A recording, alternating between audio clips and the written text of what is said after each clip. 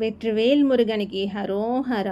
ఈరోజు ఇంకొక ఆలయ దర్శనం అయితే చేసుకుందామండి. చాలా ప్రాముఖ్యమైన సుబ్రహ్మణ్యేశ్వర స్వామి ఆలయం. ఈ ప్రాంతంలో కందస్వామి అని పిలుస్తారు. తమిళనాడులో అయితే మురుగన్ అంటారు. మురుగన్ ఆలయ దర్శనానికి అయితే వెళ్తున్నాం. మనం వెళ్తున్నది ఇప్పుడు తిరుప్పోరూర్. తిరుప్పోరూర్ అంటే తిరు అంటే ఆకాశం, పోర్ అంటే యుద్ధం. యుద్ధం ఆకాశంలో యుద్ధం జరిగిన చోటని అర్థం. ఒకసారి వీడియో స్కిప్ చేయకుండా చూడండి, చాలా బాగుంటుంది. కథ కూడా నేను వివరంగా చెప్తాను. ఆలయ చరిత్ర ఏంటి, ఎక్కడుంది, ఎలా వెళ్ళాలి అంతా కూడా చెప్తాను. స్కిప్ చేయకుండా పూర్తి వీడియో చూడండి. అలాగే మీ అభిప్రాయాన్ని కమెంట్స్ ద్వారా తెలియచేయడం మాత్రం మర్చిపోకండి. చెన్నై నుంచి 28 కిలోమీటర్ల దూరంలో ఈ ఆలయం అయితే ఉంది. ఓల్డ్ మహాబలిపురం రోడ్డు పక్కన కనిపిస్తూ ఉంటుంది. ఈ ఆలయం చెంగల్పట్టు జిల్లా దగ్గర తిరుప్పోరూరులో మనకి ఉన్నది. మేము వెళ్ళింది అనుకోకుండా ఒక మంచి రోజునైతే వెళ్ళామండి. ఆ రోజున ఉత్సవం జరుగుతుంది స్వామివారికి. చాలామంది మురుగన్ అంటే తమిళనాడులో చాలా ప్రాముఖ్యంగా పూజిస్తూ ఉంటారు. ఎంతో భక్తితోటి చాలా శ్రద్ధగా చేస్తూ ఉంటారు. చాలామంది అయ్యప్ప స్వామి మాల వేసుకుంటారు కదా, అలాగే ఇక్కడ మురుగన్కి కూడా మాల వేసుకుంటారు. అలా మాల వేసుకున్నప్పుడు వాళ్ళు చేసే పూజలు చూస్తే నిజంగా చాలా అద్భుతంగా అనిపిస్తుంది. మనం చూస్తుంది చూడండి, ఇది పాత ఆలయ యొక్క ప్రాంగణం లాగా ఉంది. చాలా పడిపోయి స్టేజ్లో ఉందన్నమాట. అక్కడ కూడా చిన్నగా పూజలు అవి చేస్తున్నారు, కానీ మెయింటెనెన్స్ అయితే లేదు. ఇక్కడ దాటుకొని మనం కొంచెం ముందుకు వెళ్ళామంటే రాజగోపురం మెయిన్ ఆలయం అయితే మనం దర్శనం చేసుకోవచ్చు అనమాట. ఇక్కడ ఎందుకు ఈ ఆలయంలో తిరుప్పోరూరు అని ఊరికి పేరు వచ్చింది, ఈ ఆలయ దేవుడి యొక్క ప్రాముఖ్యత ఏంటి, నేను వివరంగా అయితే చెప్తాను మీకు. మేము వెళ్ళేటప్పటికి మధ్యాహ్నం అయ్యింది. మధ్యాహ్నం టైంలోని కూడా ఇక్కడ ఉత్సవ విగ్రహాన్ని ఊరేగిస్తున్నారు.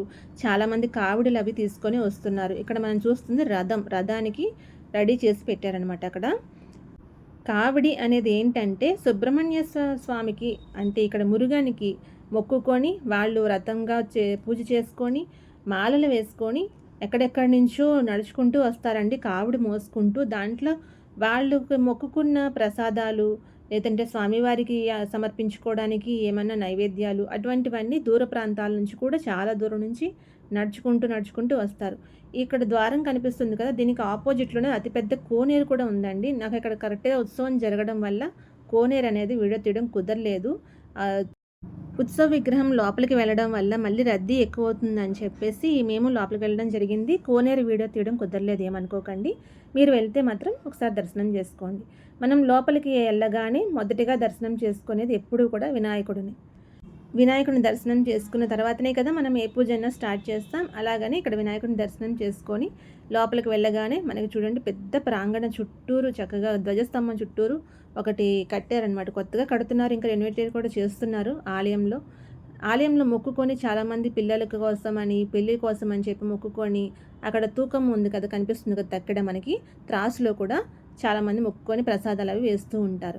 ఆలయం లోపల రెనోవేట్ జరుగుతుందని చెప్పాను కదా, ఈ శిల్పాలన్నీ కూడా చాలా చక్కగా కొత్తగా తయారు చేస్తున్నారండి. చాలా బాగున్నాయి. గుడి లోపల అంత రద్దీగా ఉంటుంది అనుకున్నాను, కానీ చాలా ఫాస్ట్గానే మూవింగ్ అవుతుంది.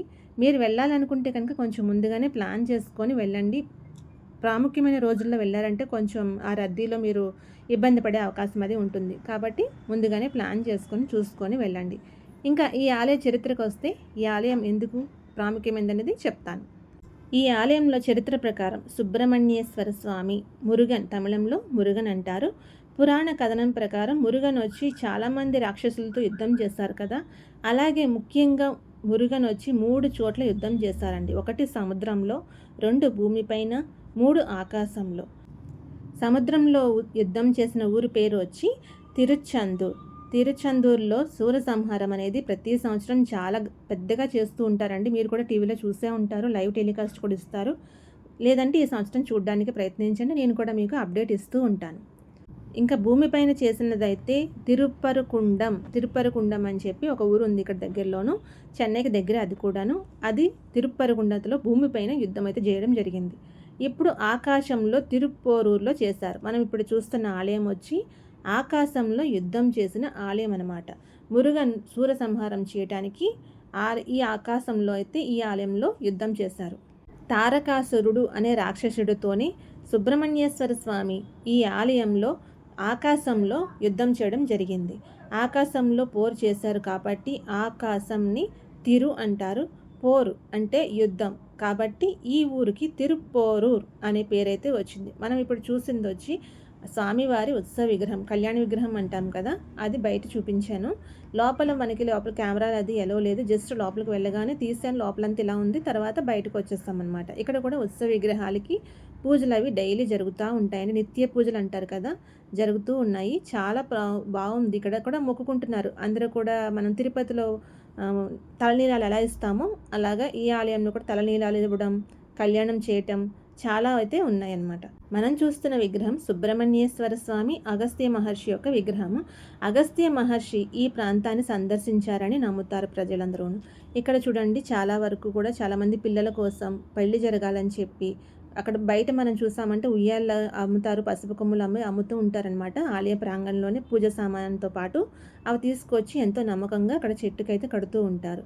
నేను ఇందాక చెప్పాను కదా మీకు, కావిడి తీసుకొని వస్తారు ఎక్కడెక్కడి నుంచో అని చెప్పి. చిన్నపిల్లలు, పెద్ద పిల్లలు, వయసైన వాళ్ళు కానివ్వండి, ఎవరైనా సరే చాలామంది ఇటువంటి బుట్టలని ఈ పూజ కోసం అని చెప్పి స్పెషల్గా అమ్ముతూ ఉంటారు. సో దీంట్లోనే వాళ్ళకి తోచినది, వాళ్ళు ఏం తీసుకురావాలనుకుంటున్నారో అది తీసుకొని వస్తారనమాట. ఎక్కడెక్కడి నుంచో నడుచుకొని చాలా దూరం నుంచి ఈ స్వామివారి దర్శనానికి అయితే మోసుకొని వస్తూ ఉంటారనమాట. వీళ్ళ దర్శనం అయిపోయి అక్కడ సేద తీరుతూ కూర్చున్నారు. అప్పుడు నేను తీసిన వీడియో అది. చాలా బాగా అనిపించింది నాకైతే వాళ్ళని చూసినప్పుడు. చాలా దూరం నుంచి నడుచుకొని వస్తూ ఉంటారండి ఈ ఆలయ దర్శనానికి. స్వామివారి దర్శనం చేసుకొని మేమైతే బయటకు వచ్చాము. బయటకు వచ్చిన తర్వాతనే వీళ్ళు దర్శనానికి వెళ్ళి ముగించుకొని వచ్చిన వాళ్ళని నేను వీడియో అయితే తీశాను. ఇక్కడ ఒక స్థల పురాణం కూడా ఉందండి. ఆ స్థల పురాణం ప్రకారం మొత్తం ఈ ఊరు మొత్తం కూడా తిరుప్పోరూర్ అనే ఊరే లేకుండా మొత్తం ప్రళయంలో మొత్తం అంతా కూడా మునిగిపోయి ఉంటుందంట. మునిగిపోయినప్పుడు చిదంబరానికి చెందిన అడిగల్ అనే మహర్షికి ఒక దివ్యవాణి అయితే వినిపిస్తుంది. దివ్యవాణి అంటే కలలో మనకి ఒక అమ్మవారు కానీ స్వామివారు కానీ ఒక మైండ్కి వినిపిస్తుంది అనమాట, ఒక గొంతు. అటువంటి గొంతుతోటి నేను ఇక్కడ ఒక తాటి చెట్టు కింద విగ్రహాన్ని వెతికి తీయి, నేను ఇక్కడ ఉన్నాను అని చెప్పి వినిపించిందంట. అలా ఈ ఆలయంలో విగ్రహాన్ని అయితే వెతికి తీసి ప్రతిష్ఠించారని చెప్పి ఒక నమ్మకం అయితే ఉంది. అలా వెతికి తీసిన ఋషికి కూడా ఈ ఆలయంలో ఒక చిన్న ఆలయం కూడా ఉందండి, ఇదే ఆలయ ప్రాంగణంలో. నేను చెప్పాను కదా, చాలామంది మాలలు వేసుకొని వస్తూ ఉంటారని చెప్పి. ఇక్కడ చూడండి, ఎంత పెద్ద స్వామివారి విగ్రహాన్ని తయారు చేసి ఆ కావిడి మోసుకుంటూ వస్తున్నారు మాల వేసుకొని. చాలామంది మీరు చూస్తుంటే కనుక అక్కడ మనం శూలం అంటారు కదా, అది చాలామంది ఇక్కడ మురుగన్ టెంపుల్కి వచ్చినప్పుడు, మురుగనికి మొక్కుకున్నప్పుడు ఆ శూలం కూడా వేసుకుంటారండి. మీరు వాళ్ళ మొహాలు ఒకసారి గమనించండి, మీకు కనిపిస్తుంది. చాలామంది అవి పట్టుకొని కూడా వస్తారు, ముఖానికి గుచ్చుకుంటారు, చేతులకి గుచ్చుకుంటారు, చాలా చోట్ల అవి గుచ్చుకుంటూ ఉంటారనమాట. నేను అన్నీ పెడితే నాకు ఛానల్లో ప్రాబ్లం అవుతుందని అన్నీ చూపించలేదు. కానీ స్వామివారి విగ్రహం ఆయన మోస్తున్నారు, మాల వేసుకున్నారు. ఇప్పుడు ఆలయానికి వచ్చి మాల తీస్తారు, కొంతమంది మాల వేసుకుంటారు కదా, అక్కడ అయితే పూజ అయితే జరుగుతుంది. చాలామంది అసలు చూస్తేనే మనకి ఒక రకమైన గూస్ బంప్స్ అంటారు కదా, తెలుగులో ఏమంటారు గుర్తు రాలేదు, గూస్ బంప్స్ అంటారు కదా, అలా వస్తుంది అనమాట. అలా వాళ్ళు ముఖానికి అలా గుచ్చుకున్నప్పుడు నొప్పి రాదా అనిపిస్తుంది. చాలా పెద్ద పెద్దవి ముఖానికి గుచ్చుకుంటారు. చాలా బరువుగా ఉంటుందండి ఆ కావిడి. మీరే చూడండి ఒకసారి ఎంత బరువు ఉందో. స్వామివారి విగ్రహంతో పాటు అంత పెద్ద ఎత్తులో చాలా దూరం నుంచి మోసుకుంటూ వస్తున్నారనమాట. ఇది రాజగోపురం మనం చూస్తుంది. ఈ రాజగోపురానికి ఎదురుగా ఉన్న ధ్వజస్తంభం దగ్గర వీళ్ళైతే పూజ చేస్తున్నారు. మాల వేసుకోవడం, మాల తీయడం, కావిళ్ళు వెత్తుకోవడం, కావిళ్ళు తీసుకోవడం, ఇవన్నీ కూడా పూజలు అక్కడ చేస్తున్నారు. ఈ ఆలయ దర్శనం తర్వాత చాలా మంచిగా అనిపిస్తుందండి మనసుకైతేను. ఎప్పుడైనా చెన్నై వస్తే ఈ ఆలయ దర్శనం చేసుకోవడం మాత్రం మర్చిపోకండి. కొన్ని మంచి విశేషమైన రోజులు అని చెప్పాను కదా, మే నెల నుంచి జూన్ నెల వరకు మంచి విశేషంగా పూజలు జరుగుతూ ఉంటాయి.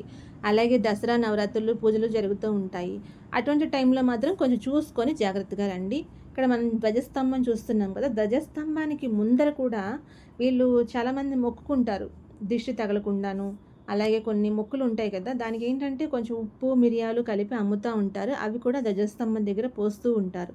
ఈ ఆలయంలో దర్శనం అయితే మనం ముగించుకున్నాము. మొత్తానికి ఆలయంలో దర్శనం చేసుకొని బయటకు వస్తున్నప్పుడు చూడండి, ఇక్కడ స్వామివారి ఉత్సవ విగ్రహాన్ని తిప్పుతారు కదా, చిన్న రథం ఉంది, చాలా బాగుంది. ఇది కూడాను మీరు కూడా దర్శనం చేసుకుంటారని చెప్పేసి తీశాను. మనకి ఆలయ ప్రాంగణంలో ఇక్కడ చూడండి పెద్ద హారతి అయితే ఉంది. ఇక్కడ పూజలు జరిగినప్పుడు అందరూ కూడా కొబ్బరికాయలు కొట్టడం, హారతులు ఇవ్వడం అనేది ఇక్కడి నుంచి మొదలు పెడుతూ ఉంటారనమాట. అందుకని చెప్పి అక్కడ హారతి అనేది ఉంది. మురుగనికి ఎంతో ఇష్టమైన నెమలికలు, చాలా పూజ సామాను, చిన్న చిన్న బొమ్మలు అన్నీ కూడా ఇక్కడ ఉన్నాయి.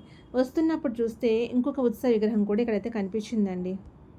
మనం స్టార్ట్ అయినప్పుడు బయట కనిపించింది కదా ఉత్సవ విగ్రహం, అలాగే ఇక్కడ చూడండి స్వామివారి ఉత్సవ విగ్రహం ఎంత అందంగా అలంకరణ చేసి ఊరేగింపుగా తీసుకొని వస్తున్నారు. చాలా బాగా అనిపించింది. ఇక్కడ మీరు గమనించారండి, ఒకసారి గమనించండి.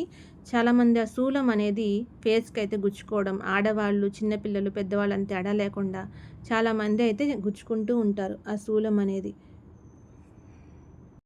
ఎంతో దూరం నుంచి చూడండి ఆడవాళ్ళు కావిడది మోసుకుంటూ వస్తున్నారు. ఈ ఆలయ దర్శనం చేసుకొని బయటకు వచ్చేసరికి చాలా లేట్ అయింది. అంటే ఎండగా ఉంది కదా, చాలా కాళ్ళు అవి చాలా కాలిపోతున్నాయండి. మీరు ఒకసారి చూడండి, ఆ కాళ్ళు కాలిపోయేటప్పుడు అక్కడ రోడ్ సైడ్కి మనకి వైట్ కలర్లో ఒక లైన్ అది వేస్తూ ఉంటారు కదా, ఇలాంటి వైట్ లైన్ మీద నడవండి, చాలా రిలీఫ్గా అనిపించింది నాకైతేనే. మనం పాత గుడి ఒకటి చూసాం కదా వెళ్ళేటప్పుడు, ఇది ఒక దానికి పక్కనే ఉందన్నమాట పాత కోనేరు ఒకటి. చాలా పాడుపడిపోయింది ఇది కూడాను, మెయింటెనెన్స్ లేదు. దీని పక్కనే మీకు గుడి కూడా కనిపిస్తూ ఉంటుంది. అక్కడ నుంచి మనం ఎదురుకొచ్చామంటే కార్ పార్కింగ్ కూడా చాలా పెద్ద ప్లేసే ఉంది, కొత్తగా కూడా కడుతున్నారు. దూరం నుంచి వచ్చే వాళ్ళ కోసం ఇక్కడ వసతి గృహాలు కూడా ఏర్పాటు చేయడం జరిగింది, చెక్ చేసుకోండి ఒకసారి. అలాగే మన ఛానల్ కొత్తగా చూస్తున్నట్టయితే ఒకసారి సబ్స్క్రైబ్ చేయండి ప్లీజ్ ఫ్రెండ్స్, సబ్స్క్రైబ్ చేసి సపోర్ట్ చేయండి. Please like, share and subscribe. Thanks for watching. ఎంతసేపు వీడియో చూసినందుకు.